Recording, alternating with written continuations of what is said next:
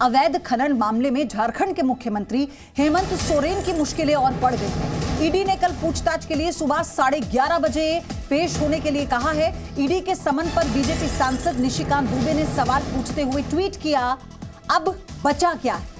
ये बड़ी खबर इस वक्त की। आपको बता दें, अवैध खनन मामले में अपने परिवार वालों को फायदा पहुंचाने के आरोप में हेमंत सोरेन को लेकर अब ये बड़ी अपडेट आई है। कल 11:30 बजे ईडी ने पूछताछ के लिए बुलाया है और पेश होना होगा हेमंत सोरेन को, यानी उनकी मुश्किलें बढ़ गई हैं। ये बड़ी खबर, अवैध खनन का मामला जिसमें उन पर सीधा ये आरोप कि अपने रिश्तेदारों को, अपने परिवार के लोगों को उन्होंने इससे सीधा फायदा पहुंचाया। अब कल उन्हें सुबह 11:30 बजे ईडी ने बुलाया है, जब उन्हें तमाम सवालों का सामना करना होगा। और इसी बीच बीजेपी सांसद निशिकांत दुबे ने सवाल पूछते हुए ट्वीट किया कि अब बचा क्या?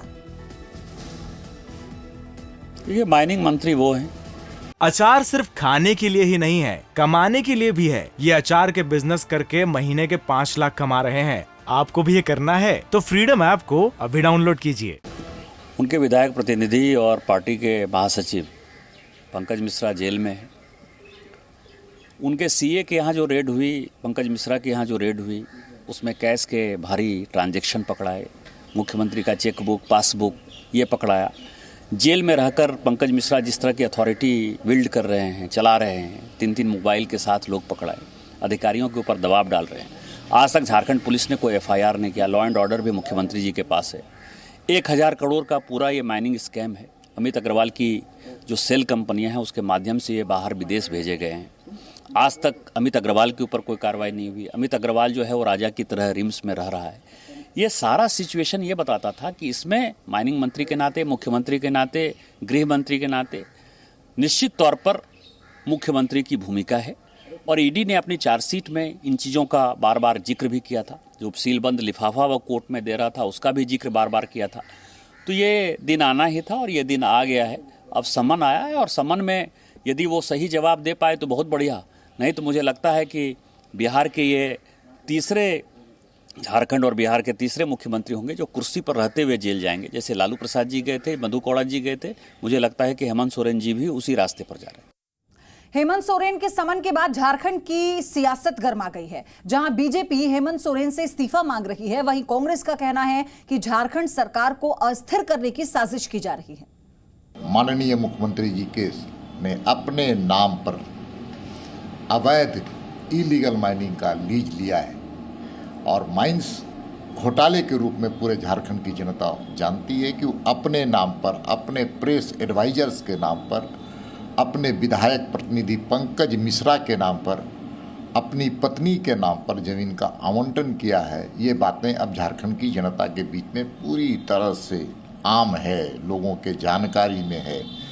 पूरी प्रकरण को आप देखिएगा तो हजारों हजार करोड़ रुपए की इलीगल माइनिंग हुई है, जिसकी पुष्टि उनके अखबारों में आ रही है।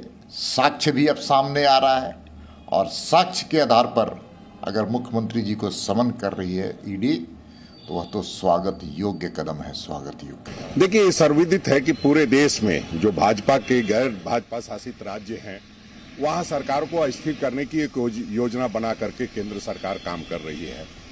और जिस तरह से हमारे महामहिम राज्यपाल जी ने पिछले दिनों बयान दिया था कि एटम बम फूटने वाला है, तो जब सारी प्लानिंग हो चुकी है कि किस तरह को सरकार को अस्थिर करना है, तो उसमें समन दे करके बुलाना कोई नई बात नहीं है।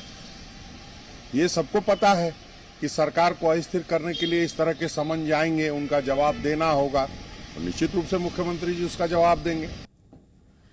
तो अब बड़ा सवाल यह है कि आखिर हेमंत सोरेन का क्या होगा। बीजेपी लगातार मांग कर रही है कि हेमंत सोरेन को कुर्सी छोड़ देनी चाहिए।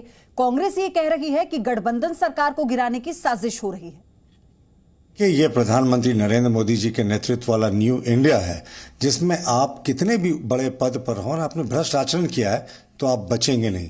देखिए, हालांकि इसकी आधिकारिक तौर पर अभी तक पुष्टि नहीं हुई है, लेकिन मुझे ये नहीं समझ में आता कि झामुमो क्यों हाय तौबा मचा रही है मुख्यमंत्री जी को अगर सम्मन इशू हुआ है तो। क्योंकि अगर उन्होंने कोई गलती नहीं की है तो कोई जांच एजेंसी उन्हें जबरदस्ती फंसा नहीं सकती। हाँ, ये दूसरी बात है कि मुख्यमंत्री जी के विधायक प्रतिनिधि पंकज मिश्रा जेल में है, मुख्यमंत्री के अत्यंत करीबी अमित अग्रवाल जेल में है, और सत्ता के गलियारे में बड़ा दलाल जो था प्रेम प्रकाश वो भी जेल में है। तो ये सारे क्रोनोलॉजी को देखेंगे तो उसके बाद ये जो कार्रवाई हो रही है ईडी की, मुझे लगता है ये नेचुरल इस तरीके की कार्रवाई है, और इसमें विपक्ष को इस तरीके से जो राष्ट्रीय स्तर पे है इस तरह की आवाज नहीं उठानी चाहिए। मुझे लगता है एजेंसीज को अपना काम करने देना चाहिए। आपने गलत नहीं किया तो किस बात का डर? जाहिर है कि कुछ ना कुछ आप छिपा रहे हैं, तभी आप इसको राजनीतिक एंगल दे रहे हैं। देखिए, केंद्र की सरकार जो है वो जहाँ भी गैर भाजपाई सरकार है, जैसे यहाँ हेमंत सोरेन जी की सरकार है, गठबंधन की सरकार है, तो वो अपना ईडी हुआ, एनआईए हुआ, सीबीआई हुआ, उसको एक तरफ से समझ लीजिए इंस्ट्रूमेंटल इनको उपयोग कर रही है, अपना पॉकेट का एजेंसी समझ लिया है। जहाँ तक बात है हेमंत सोरेन को सम्मान जहाँ तक दिया गया है, तो दूध का दूध पानी का पानी हो जाएगा, इसमें बहुत ज्यादा परेशान होना नहीं है। अचार सिर्फ खाने के लिए ही नहीं है, कमाने के लिए भी है। ये अचार के बिजनेस करके महीने के 5 लाख कमा रहे हैं। आपको भी ये करना है तो फ्रीडम ऐप को अभी डाउनलोड कीजिए।